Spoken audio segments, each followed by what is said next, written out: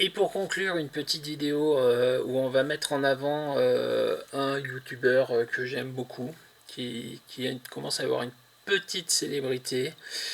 C'est à mi-chemin entre un influenceur positif et un coup de cœur personnel parce que euh, c'est pas vraiment de l'influence qu'il a. Voilà, c'est juste, il fait juste de la présentation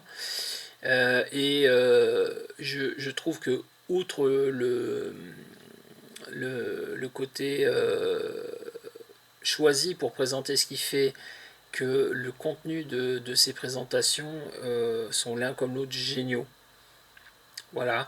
Donc ce que je voulais mettre en avant, c'était les super plans de ciné. Donc c'est une petite chaîne qui existe depuis quelques mois et qui analyse du point de vue du gars qui présente quand il a découvert des films quand il était plus jeune. Donc il nous a fait une douzaine de vidéos, je crois, sur son parcours le long du film Rambo, le premier, hein, que, qui à titre personnel je trouve génial. J'ai toujours adoré ce film, alors que les films d'action, c'est pas forcément ma tasse de thé d'habitude.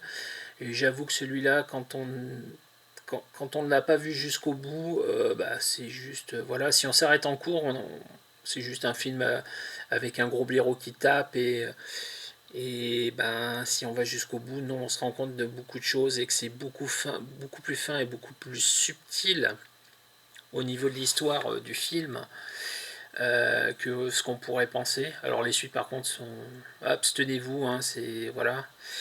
En particulier le 3, j'adore la charge des cavaliers afghans sur leurs chevaux avec les bombes qui explosent et les cavaliers qui meurent et les chevaux qui eux restent en vie et qui continuent à courir. C'est c'est magnifique. Allez voir cette scène-là, c'est juste merveilleux de réalisme. Bref, mais oui, donc, et là, il a commencé la semaine dernière son analyse du film Mad Max. Et est annoncé pour la suite, mais alors nettement plus loin, hein, parce que il sort déjà pas une vidéo toutes les semaines, donc je pense que on aura ça, je pense pas avant le mois de mars ou le mois d'avril l'année prochaine, mais j'ai hâte. Le film d'après, a priori, devrait être Les Dents de la Mer.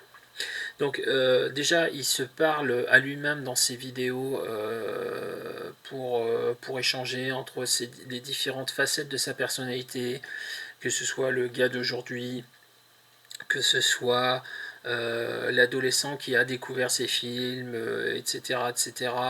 Il y a une voix off qui est beaucoup plus neutre et qui présente. Et ça, c'est l'aspect présentation. Et ce qui présente, donc, c'est des films, mais avec une vraie analyse de fond, c'est-à-dire que il nous découpe plan par plan certaines scènes. Celle de la prison, par exemple, dans Rambo, qui est découpée et analysée jusqu'au du contenu du film.